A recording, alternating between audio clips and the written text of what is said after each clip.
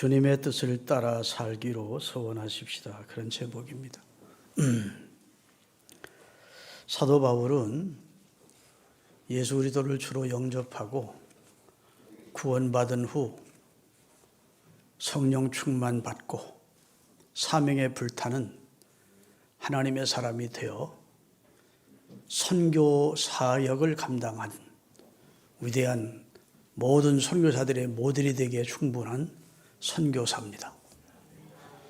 그는 안디옥 교회에 가서 바나바라는 목회자와 함께 목회를 하다가 성령께서 두 사람을 선교사로 파송해라 하는 음성과 함께 바나바와 바울이 선택받고 안수받고 선교사로 파송이 돼서 제1차 선교 여행을 통해서 구브로를 중심으로 해서 많은 지역에 선교를 하면서 교회를 세우고 돌아왔습니다. 그래서 예루살렘 교회에 가서 보고하고 자기들을 파송한 안디옥 교회에 가서 잠시 머물다가 2차 선교를 떠나요. 근데 오늘 본문이 기록되는 사도행전 18장은 바울이 제2차 선교회를 떠나서 있었던 한 단면 그 내용을 기록하고 있습니다.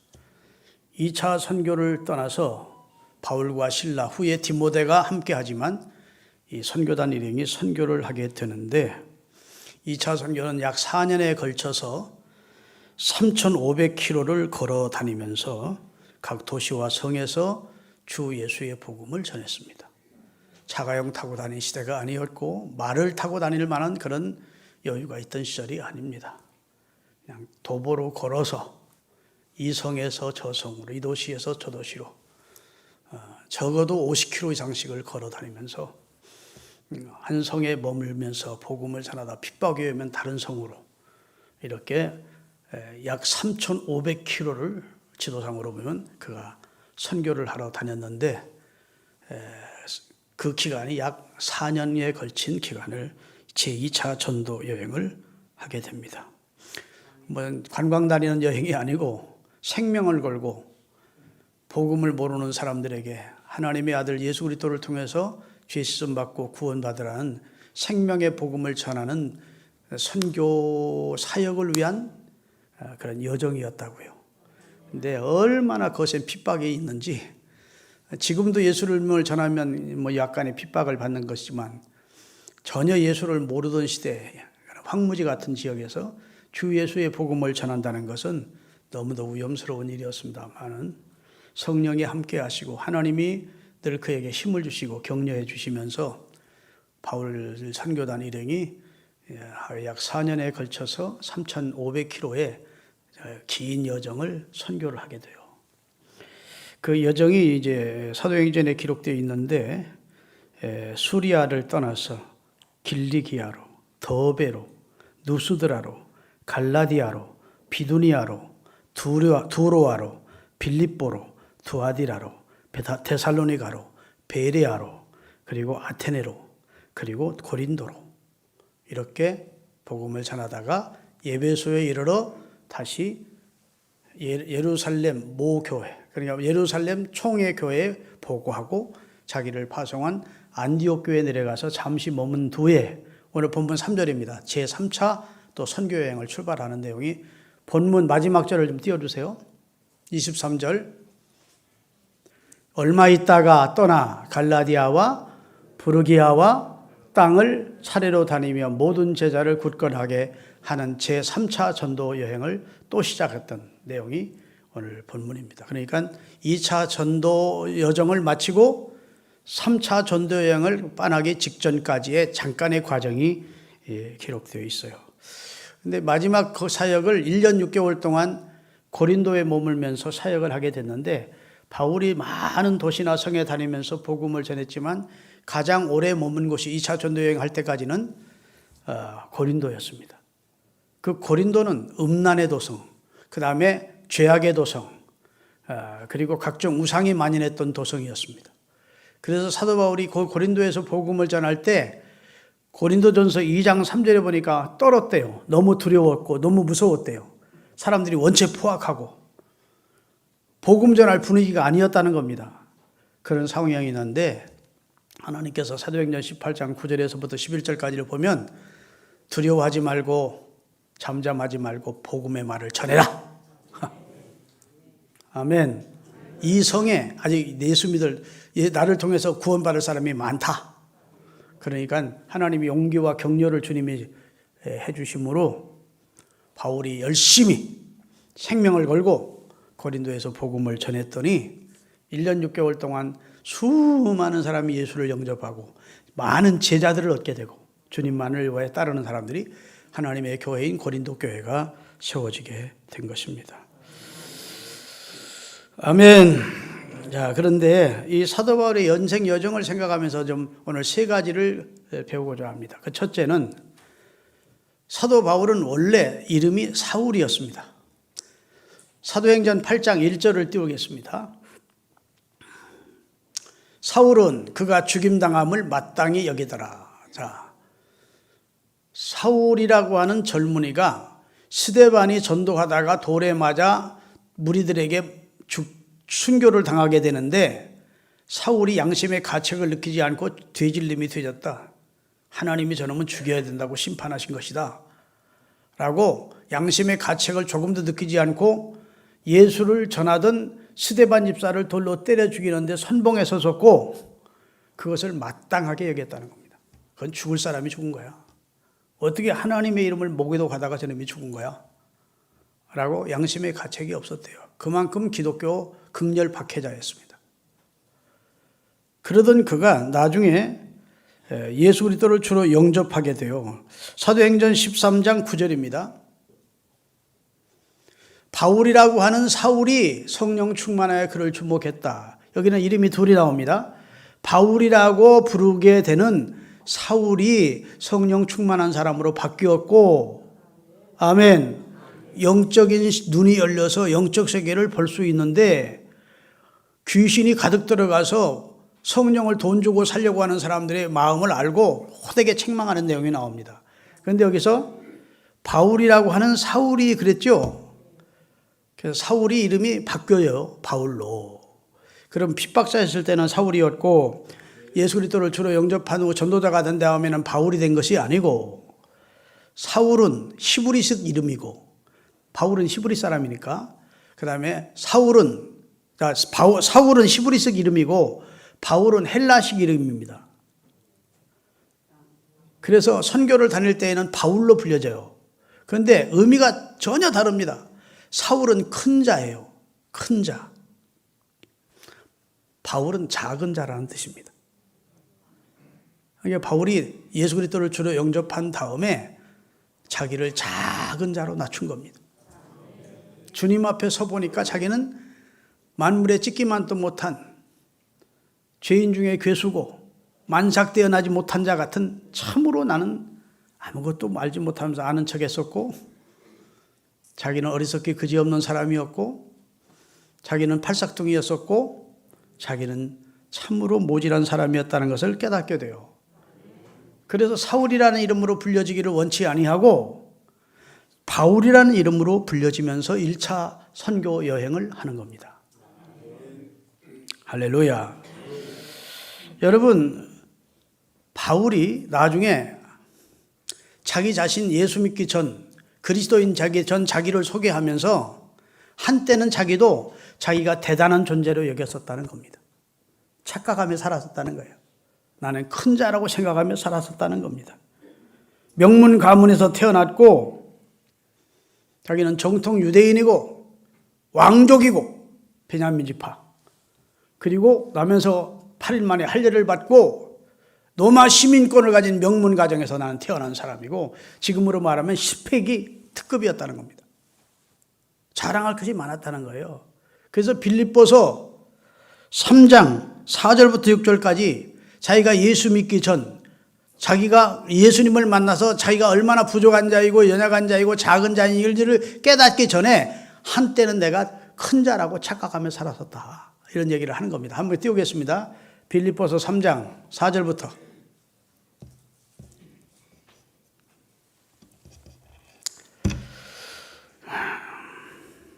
잘 안 맞나 본데. 여러분도 찾으십시오. 빌립보서 3장.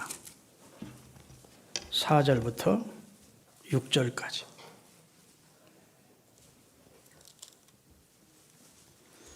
찾으셨습니까? 자, 그러나 나도 육체를, 내 인간적으로 보면 내가 자랑할 게 많다는 겁니다. 만일 누구든지 다른 이가 자랑할 것이, 신뢰할 것이 있으면 나는 더욱 그러하다. 난 자랑할 것이 많았었어. 나는 8일 만에 할례를 받고, 그 다음에 이스라엘 족속이고, 베냐민 집하고, 히브리인 중에 히브리인이고, 율법으로는 바리새인이었고, 열심으로는 교회를 박해하고, 율법의 의로는 흠이 없던 자였어. 나는 이렇게 대단한 존재였어. 나는 큰 사람이었어. 나는 너희들이 그렇게 보잘것없이 볼 사람이 아니었어. 이런 말입니다. 그런데 그가 스스로를 바울로 불려지기를 좋아하게 된 것은 주님을 만난 다음에 자기가 얼마나 나약하고 추하고 더럽고 그리고 약한 존재인지를 철저하게 깨달은 겁니다. 마치 모세도 하나님 앞에 섰을 때 호렙산 가시덤불 불꽃같이 섰을 때 자기가 얼마나 무능하고 무력한 존재인지를 깨달은 것처럼 이사야가 성전에 들어가서 여호와의 임재를 경험했을 때 자기가 얼마나 추하고 더러운 죄인인 것을 깨달은 것처럼 우리들이 주님 앞에 서보면 내가 얼마나 무가치하고 무력하고 그다음에 하나님 앞에 죄인인 추한 존재인지를 깨닫게 된다고요. 그래서 자기가 이제 작은 자라고 스스로 여기게 됩니다. 그래서 전에는 큰 자라고 우쭐거리며 자랑거리가 말했던 그런 사람이었지만 예수님 만나 구원받고 변화받고 깨닫고 나니까 자기가 옛날에 자랑했던 것들은 배설물에 시달리지 않더라는 겁니다. 그래 빌립보서 3장 조금 전에 읽었던 3장 7절부터 8절까지 보면 그러나 무엇이든지 내가 유익하던 것들을 내가 그리스도를 위하여 이제 해로 여길 뿐더러 또한 모든 것을 해로 여김은 내 주 예수 그리스도를 아는 지식이 가장 고상하기 때문입니다. 내가 그를 위하여 모든 것을 잃어버리고 배설물로 여김은 그리스도를 얻고 그 안에서 밝은 되게 함이옵니다. 아멘. 예수님 알고 나니까 옛날 자랑하던 거 대단했던 것들이 아무것도 아니더라는 거예요. 비교해보니까. 할렐루야. 그걸 깨닫고 나서 그는 이렇게 고백을 합니다. 나는 사도 중에 지극히 작은 자라고. 고린도전서 여기 보면 사도행 다 체크해 놨는데 어디가 넘네.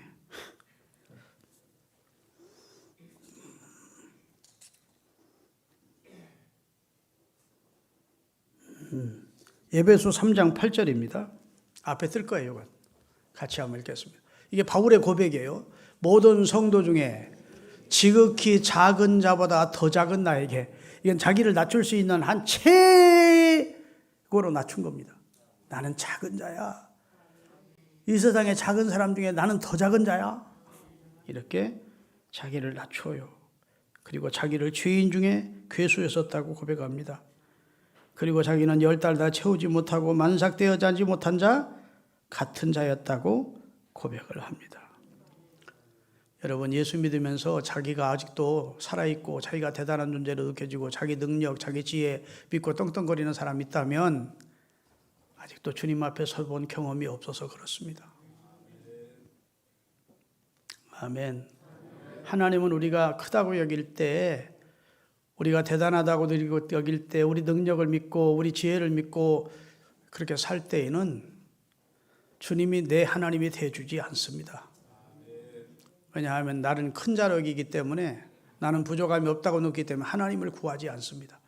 중심으로 하나님을 구하는 마음이 없기 때문에 본인이 대단하다고 느껴지고 본인이 큰 자라고 느껴지는 사람은 하나님을 구하지 않아요. 하나님의 지혜를 구하지 않아. 하나님의 도움을 구하지 않아요. 믿으십니까? 그래서 사무엘상에 보면, 사무엘상을 읽겠습니다. 사무엘상 15장 17절에 사무엘이 나타나서 사울왕을 꾸짖으면서 한 말입니다. 사무엘이 이르되 왕이 스스로 작게 여길 그때, 사울이라고 하는 한 젊은이가 자기를 작게 여길 그때, 자기를 보잘것없이 느낄 그때 하나님은 당신을 높여서 왕이 되게 해주었다. 근데 이제는 자기가 높은 자라고 대단한 자라고 하나님이 전쟁에 승리를 주시면 자기 이름의 기념비를 세우고 자기를 높이니까 하나님이 당신을 버렸습니다. 자, 하나님은 어느 때 우리를 높이신다고요? 우리가 스스로가 우리를 작게 여길 때 우리를 높여주세요. 다시 한번 읽겠습니다. 사무엘에 대해 왕이 스스로 작게 여길 그때에 이스라엘의 지파의 머리가 되도록 하나님이 복 주셨지 않습니까? 당신이 겸손할 때, 가난한 심령으로 하나님을 구할 때, 그때 하나님이 당신을 높여주었지 않소? 그런데 이제는 당신이 대단한 존재인 줄 알아? 당신이 우쭐거려? 당신이 모든 이에게 영광을 받아? 당신에게 영광을 주신 하나님께는 영광을 돌리지 아니하고 당신이 영광을 취해? 당신 끝났어.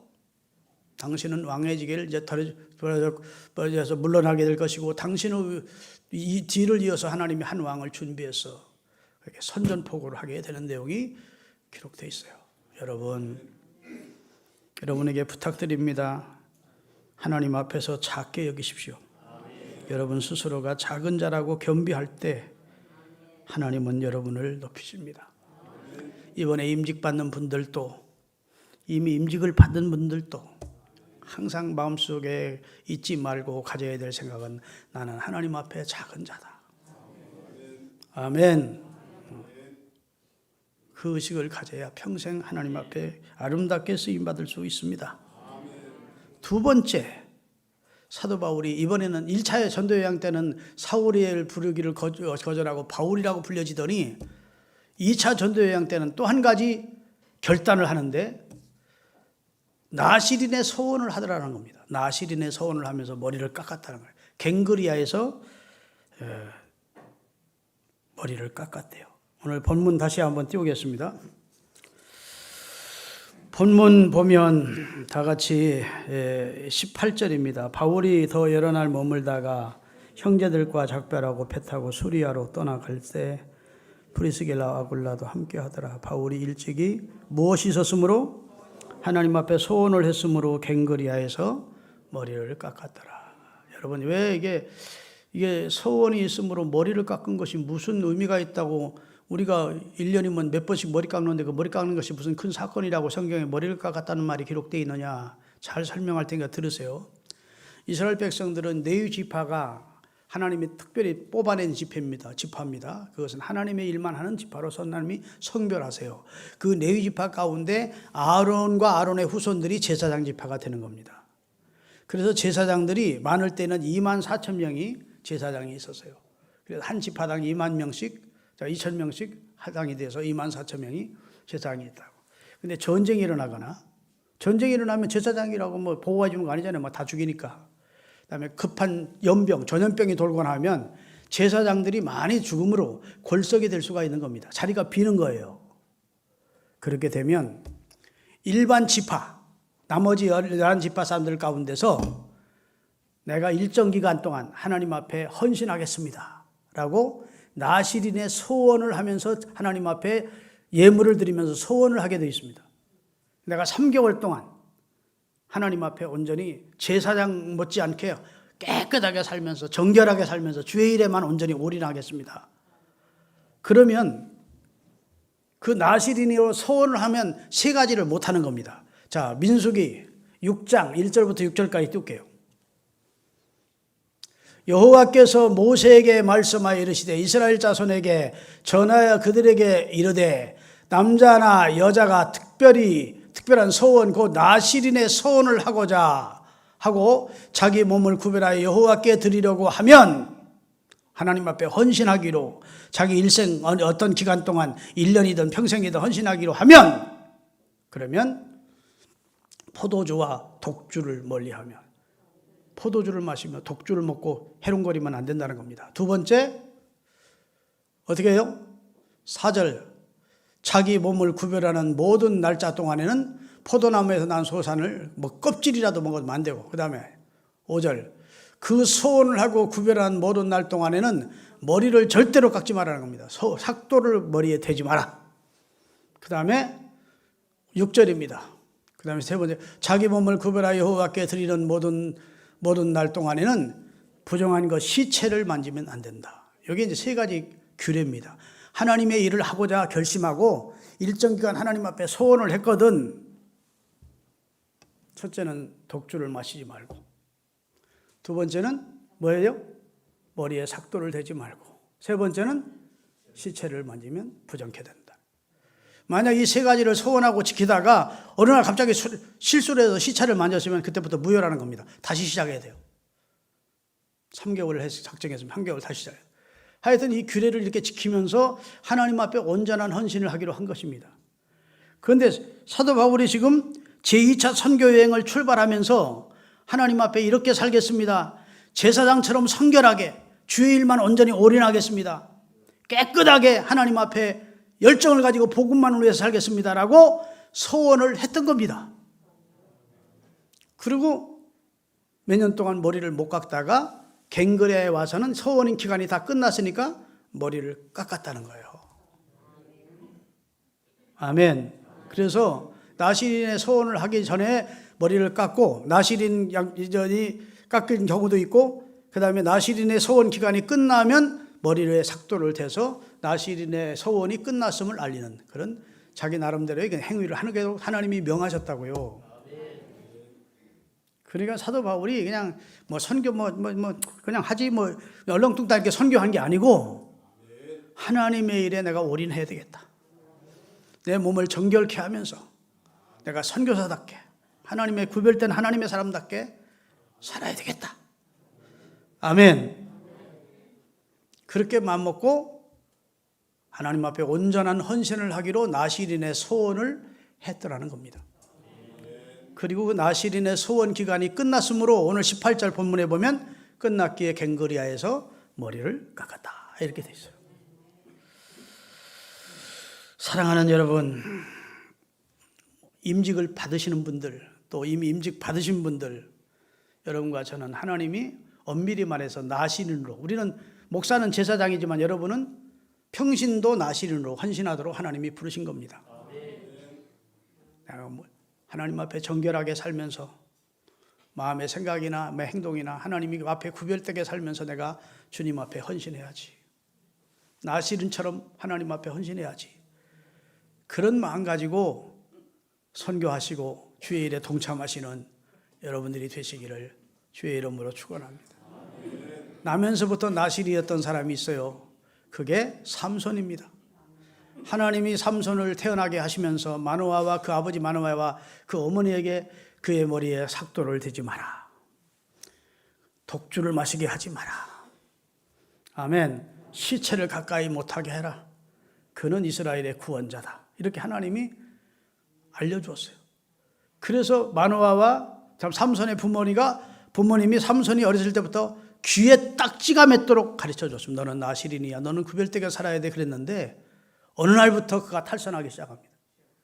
그래서 술집을 다니고 기생의 무릎에 누워 자기를 좋아하고 자기 힘이 머리에서부터 나오는데 그 비밀을 기생 드릴라에게 가르쳐주면서 머리가 깎이면서 완전히 힘을 잃어버리는, 그리고 두 눈이 뽑히고 처참하게 원수들의 나라에 사는 미디안 그 산당에서 죽는 그런 안타까운 일이 발생한 거예요. 아멘. 그게 나시린의 규례를 지키면서 아마 삼손이 깨끗하게 헌신했더라면 삼손이 힘이 얼마나 셌습니까? 삼손이 얼마나 성령의 능력으로 강하게 무장했었습니까? 정말 대단한 하나님의 역사를 이루었을 텐데 하나님이 그를 향한 기대를 그가 저버리고 망령되게 살다가 망했다고요. 여러분, 사울이 바울 된 것처럼 바울이 선교하면서 주의 일하면서 나시린의 소원을 한 것처럼 그렇게 살아가실 수 있기를 바라고. 아멘. 마지막으로 오늘 본문이 주의 뜻이면 내가 너희에게로 돌아오리라 이런 말씀이 있어요. 오늘 본문을 다시 띄우시고 같이 한번 읽겠습니다. 19절입니다. 예배소에 와서 그들이 거기 머물게 하고 자기는 회당에 들어가 유대인과 변론하니 여러 사람이 더 오래 있기를 청하되 허락하지 아니하고 작별하여 이르되 만일 하나님의 뜻이면 너에게로 돌아오리라. 에베소 교인들이 사도 바울을 통해서 예수 믿게 된 사람들이 바울 선교사님 예루살렘으로 가시지 마시고 우리 여기서 더 머물면서 우리에게 복음의 말씀을 전해주세요. 우리 애를 하나님의 사람으로 키워주세요. 이렇게 부탁을 했다는 겁니다. 그때 바울이 주의 뜻이면 다시 오겠다. 내가 너에게 돌아올게. 이렇게 약속하지 않습니다. 아멘. 주님이 허락하시면 내가 돌아올 거야. 나중에 돌아와서 사도행전 19장에 보면 에베소에서 3년 동안 목회한 기록이 기록되어 있습니다. 그렇지만 바울은 하나님이 허락지 않았는데 아직 하나님의 계획도 모르는데 내가 너에게로 돌아오겠다 그러지 않아요. 그게 이제 하나님을 정말 경외하고 주의 뜻대로 살기를 원하는 사람들의 어법입니다. 아멘. 내 인생이 내 계획대로 된다고 생각하고 함부로 참남된 약속이나 하고 참남된 선언을 해버리면 하나님은 그런 걸 기뻐하지 않으세요. 야고보서 4장 14절에서 16절까지입니다. 야고보서 4장 내일 일을 너희가 알지 못하는도다. 너희 생명이 무엇이냐? 너희는 잠깐 없어지는 이따 없어지는 안개니라. 너희가 도리어 말하기를 주의 뜻이면, 여기 주님의 뜻이라면, 주님이 허락하시면, 주님의 뜻이면 우리가 살기도 하고 이것이나 저것이나 할 것이라 할 것이거늘 이제도 너희가 허탄한 자랑을 자랑하니 그러한 자랑은 다 악한 것이다. 너희가 뭘 믿고 내일을 계획하고 1년 앞날을 계획하고 큰 소리 치느냐는 겁니다. 주의 뜻이. 그래서 저는 우리 목사님들과도 얘기할 때 앞으로 무슨 일을 이렇게 하겠다는 말을 하면서도 주님이 허락하시면 그리 될 거다. 아멘. 꼭 그 이야기를 마지막에 붙입니다. 주님이 허락하시면. 근데 사도 바울의 어법을 보면 꼭 그렇게 되어 있어요. 고린도전서 4장 19절입니다. 주께서 허락하시면 내가 너희에게 속히 나가다. 다 허락하시면 가고 허락지 않으시면 나는 가고 싶어도 갈 수 없어. 그 말이에요. 고린도전서 16장 7절입니다. 이제는 지나는 길에 너희 보기를 원하지 아니하노니 이는 만일 주께서 허락하시면 얼마 동안 너희와 함께 있을 것이다. 약속을 안 하는 겁니다. 왜? 내일은 내 날이 아니거든. 내일 무슨 일이 있을지 모르거든.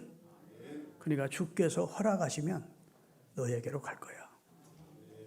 잠언 3장 6절입니다. 다 같이 읽겠습니다.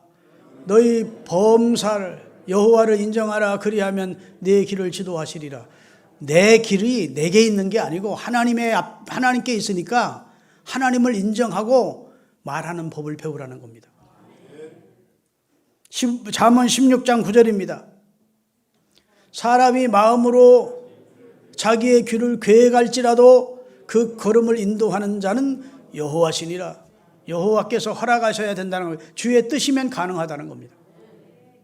여러분 앞으로 어디를 가든 무엇을 하든 큰 소리 치고 살지 마시고 앞날이 여러분의 것이라고 생각하고 함부로 참남된 말을 하지 마시고 이러한 자랑은 다 헛된 것이래.